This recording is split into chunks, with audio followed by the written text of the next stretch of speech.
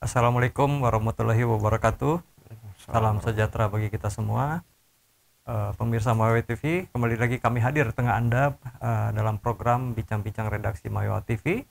Bersama saya di sini Leo Prianto Ardiana dan Bang Andi Yulham. Kami akan mengupas topik hangat kembali tentang Pilgub Jakarta. Ya. Ya, ini kembali hangat lagi, ada perkembangan baru di mana pada hari ini deklarasi Ridwan Kamil dan Suswono untuk maju di Pilgub Jakarta itu sudah bergulir dan ditandai dengan 12 partai secara resmi menandatangani piagam dukungan untuk mengusung pasangan Ridwan Kamil dan Suswono. Nah, ini akan merupakan hal yang menarik karena PDIP sekarang dalam posisi sendiri atau ditinggalkan. Ini gimana nih Bang? Ini sangat menarik sekali. PDI akhirnya harus berdiri sendiri dan secara suara belum mampu untuk memenuhi kuota memajukan calon di Pilgub Jakarta. Iya. Jadi aksi borong partai terjadi di DKI. Ya. yang menarik bahwa yang memborong partai ini dilakukan untuk calon yang justru elektabilitasnya nggak sampai 10%. Ya. Justru ya.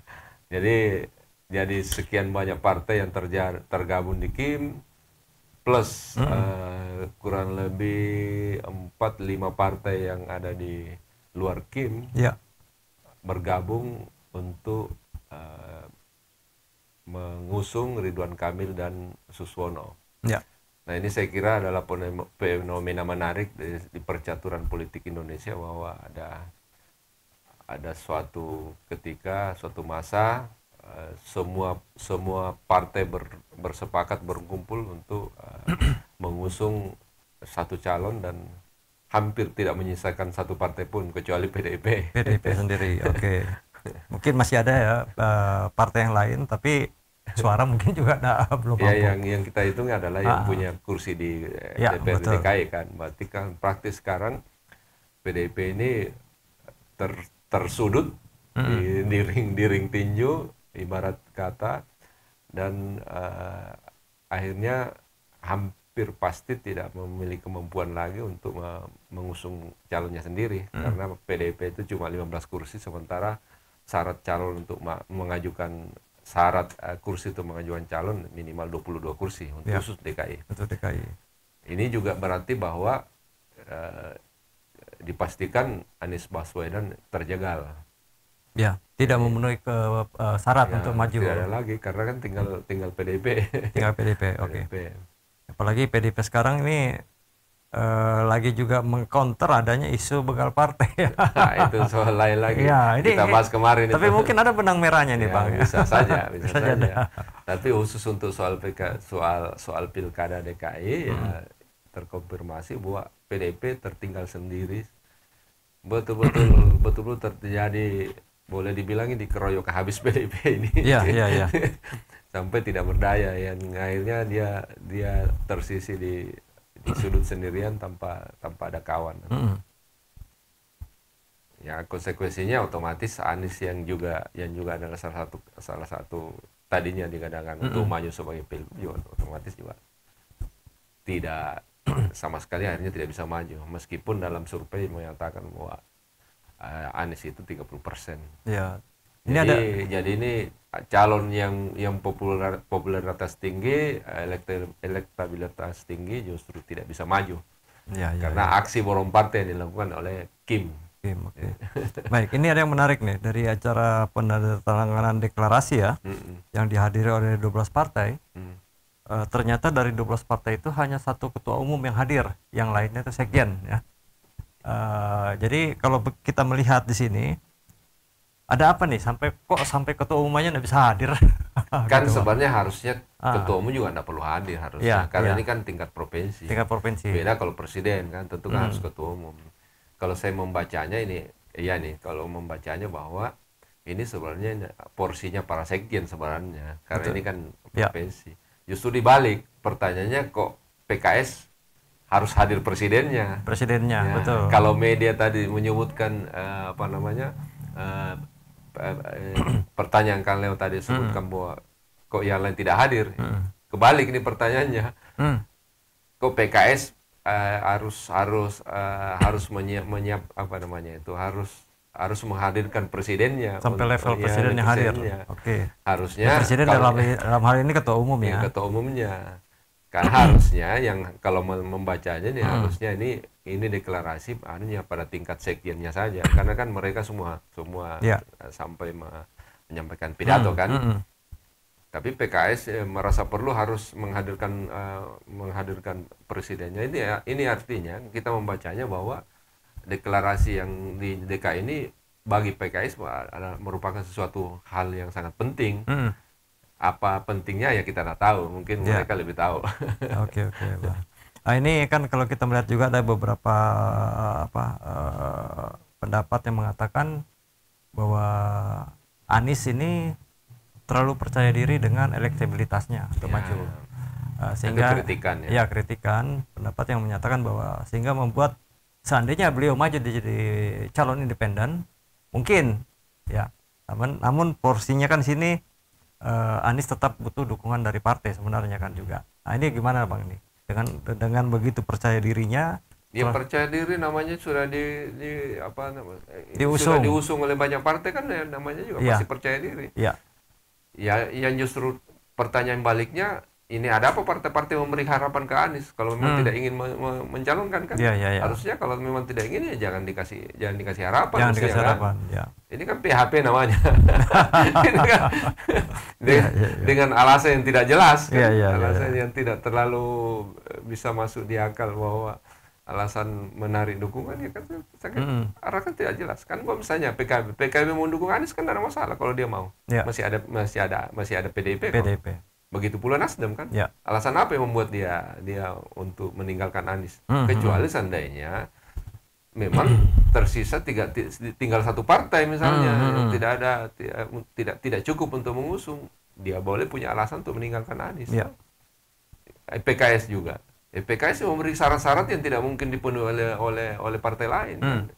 Jadi ya ini kita menganggap seluruh ini adalah drama politik yang akal-akalan. Itu memang dari awal. Kalau sudah terstruktur. Awalnya tidak ingin mengusung Anies. Sudah direkayasa. Ya itu. Kalau rekayasa mungkin bahasanya mungkin agak-agak ini, tapi kita bilang memang dari awal niatnya nggak niat, ibaratnya gitu.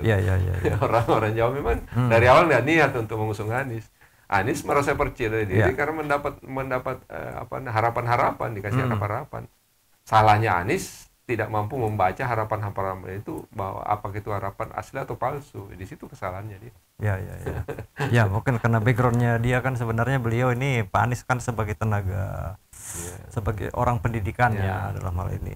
Terus satu lagi nih Bang, ini menyangkut ke depannya ya, kiprahnya Anies dalam dunia politik, dan baik itu politik atau jabatan di pemerintahan sepertinya kan sudah tertutup ya untuk kedepannya dalam beberapa tahun ke depan. Kalau soal karir politik sih tidak ada masalah bagi Anies. Yang jadi masalah bagi warga DKI Jakarta. Karena harapan bagi DKI itu kan tinggi sekali buat Anies. Ya orang-orang menunggu Jaklingko dilanjutkan. Orang menunggu bagaimana kasus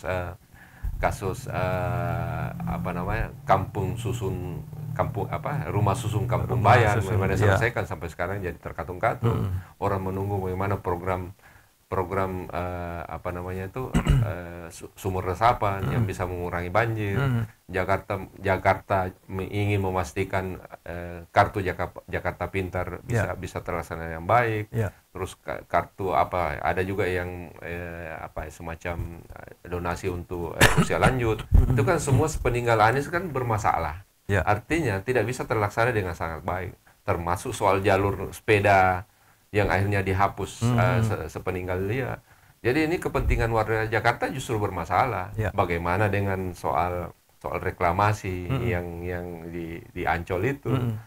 Itu semua harapan-harapan masyarakat Jakarta yang akhirnya tidak. Ya kita sih harap bisa dilaksanakan oleh gubernur sebelumnya. Tapi kan berdasarkan pengalamannya, ya Anies yang bisa melaksanakan itu. Termasuk mungkin bagaimana bagaimana masa depan katakanlah JIS, bagaimana dengan soal Formula E dan lain-lain. Ya. Jadi bicara soal karir politik, Anies ini tidak ada soal, tidak jadi apa-apa juga tidak ada soal. Yang jadi masalah adalah masyarakat Jakarta yang menginginkan sentuhan-sentuhan yang mereka sudah rasakan, baiknya di Jakarta. Nah, tapi itu kan bukan berarti hanya Anies yang bisa lakukan, bisa saja gubernur ini yang akan datang bisa lakukan kan.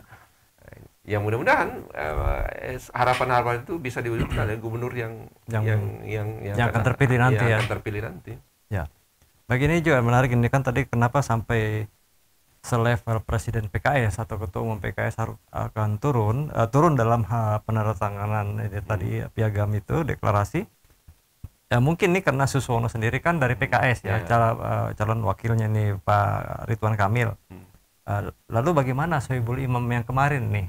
Itu kan, ya kan bagi PKS kalau kita coba membacanya PKS tidak penting siapa, yang penting adalah kader dia kan. Kader dia. Nah, kalau soal kader dia tadi Kang Leo sudah sampaikan bahwa ya, sebegitu pentingnya acaranya sampai sekelas presiden PKS pun mesti hadir ya tentu kan karena akhirnya berhasil memajukan kadernya sebagai calon gubernur DKI. Yang di atas permukaan kita melihat bahwa ya PKS itu sangat menginginkan posisi itu.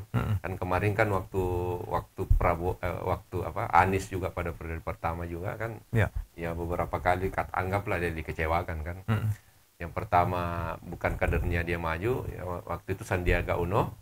Sandiaga Uno maju berpasangan sebagai calon presiden wakil presiden bersama dengan Prabowo, digantikan. PKS berharap kader dia yang diusung, tapi yang ternyata adalah kader Gerindra yaitu Rizal Patria yang jadi ini. Itu ada kekecewaan itu yang mungkin yang terakumulasi sampai PKS merasa perlu harus memaksakan diri untuk memajukan kadernya. Tapi itu kan alasan normatif. Ya ada alasan-alasan lain yang justru ya publik agak susah terima karena masyarakat menggantungkan harapannya kepada partai yang dianggap punya idealisme dan lain-lain. Tapi ternyata PKS memilih jalan lain. Apalagi nih ketika PDIP masih berharap menjalin komunikasi dengan PKB sebelum muktamar, ternyata belum muktamar terjadi sudah melakukan manuver yang mungkin juga membuat kaget ya PDI dalam hal ini. Karena begini, kalau PKB kan kita bisa pahami posisi dia, karena sekarang lagi diganggu juga kan. Jangan sampai terjadi hal-hal yang terkait yang tadi kalau sudah sebutkan soal pembegalan kan. Ini kan juga rawan juga posisinya PKB ini kalau memang tidak terakomodasi di kekuasaan yang baru, karena kan sekarang ini sejak 1 bulan terakhir ini sudah digoyang dari PBNU untuk melakukan evaluasi dan lain-lain yang terkait PKB. Tentu mungkin PKB kita pahami sebagai partai yang sedang berusaha untuk menyelamatkan diri dari goncang-goncangan.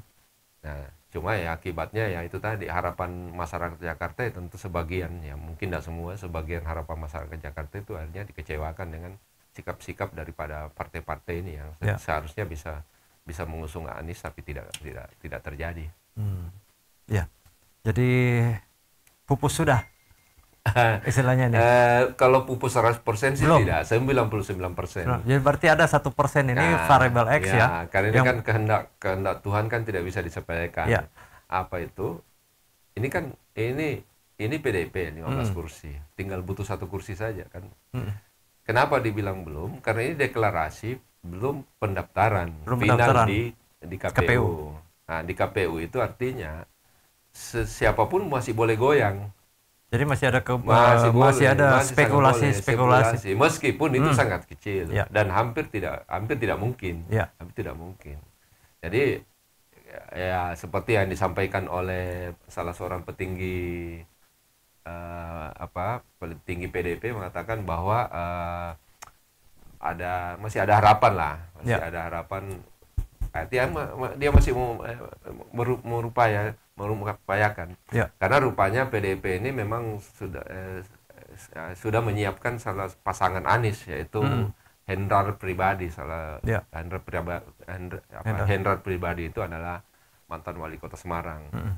Ya menurut Said apa tuh yang ketua DPP mengatakan bahwa dia akan berupaya sampai di titik apa ya, titik akhir lah, akhir perjuangan. Soal berhasil tidak kita tidak tahu. Tapi ini saya kira peluangnya kecil sekali memang sudah. Tapi variable X ini kan biasanya ya kita ini masalah dalam politik ya, gitu, dalam hitungan detik tuh bisa berubah. Betul. Nah itu dia. Jadi ini bahkan di saat perjalanan ini kita bikin formulir nih. Di saat perjalanan kan bisa berubah. Tadinya kan sebelum berangkat ke kantor itu, ini sering terjadi kejadian itu. Sebelum berangkat dari kantor misalnya dibawa nama A, misalnya tiba-tiba jalan bisa berubah tuh jadi B. Nah itu peluang itu. Tapi kan pertanyaannya adalah iming-iming apa yang membuat misalnya di antara partai Kim Plus, salah satu di antara Kim Plus itu bisa membuat pindah kan? Jadi kita tidak tahu, karena kan kalau bicara idealisme kan sekarang boleh dibilang kita sudah tidak ada harapan lagi. Ada partai-partai bicara moral, bicara nilai, bicara idealisme. Betul. Semuanya adalah bicara soal pragmatisme, soal posisi aman dan tidak aman kan, masalah kepentingan. Masalah kepentingan semua. Jadi ya apa yang bisa menggerakkan itu? Ya kira-kira kita nggak tahu lah. Misalnya kalau memang takdirnya bisa, misalnya dia akan bisa maju. Tapi itu sekali lagi peluangnya sangat kecil. Tapi kalau dibilang tidak ada, ya masih ada. Masih ada peluang. Baik. Ya baik. Pemirsa, mungkin yang kita coba ulik pada hari ini merupakan sebuah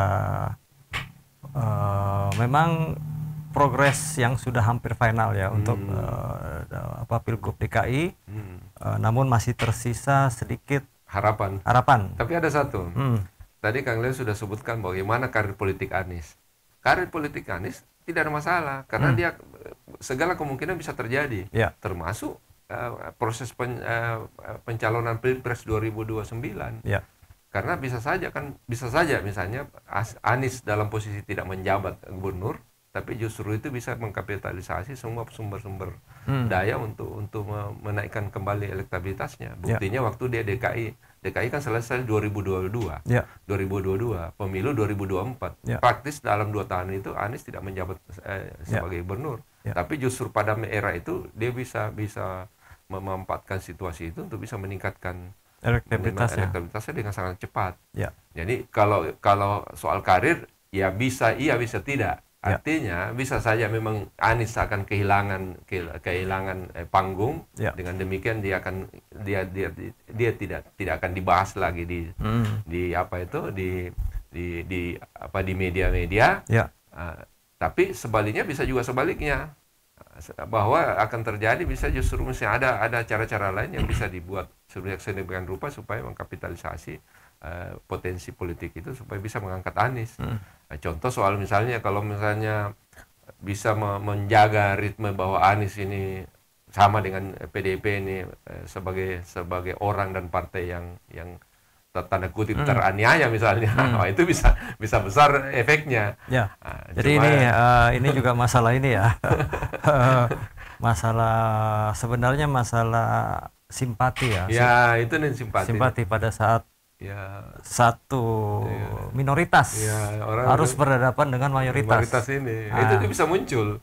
Itu kalau bisa digunakan itu sebesar-besarnya untuk memberikan simpati ke masyarakat. Cuma kan problemnya kan terlalu panjang kan 5 tahun. Untuk menjaga itu tetap tercipta misalnya tadi rasa simpati itu, saya kira bisa ada peluangnya. Ada peluang itu. Cuma kan namanya menjaga peluang-peluang seperti itu apalagi di bidang politik kan biayanya juga mahal. Ya kita tahu kan Anies kan sumber daya yang soal itu kan tidak punya kan. Itu kendalanya. Baik pemirsa, demikian tadi kupasan kami mengenai peluang Anies untuk maju di Pilgub Jakarta. Masih tersisa harapan sedikit sekali. Itu pun masih spekulasi masih ada sebenarnya. Namun kita juga akan melihat bahwa proses demokrasi kita dalam Pilgub DKI ini merupakan salah satu yang sangat unik ya.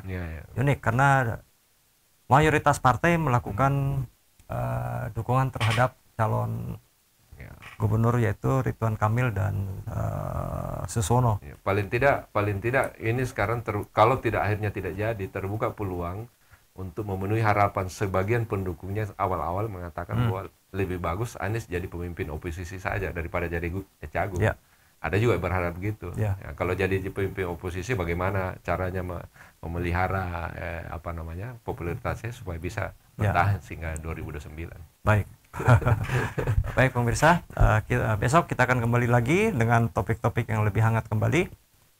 Kemungkinan besar masih tetap ada sedikit sekali progres daripada Pilgub Jakarta. Kita tetap mengikuti perkembangannya.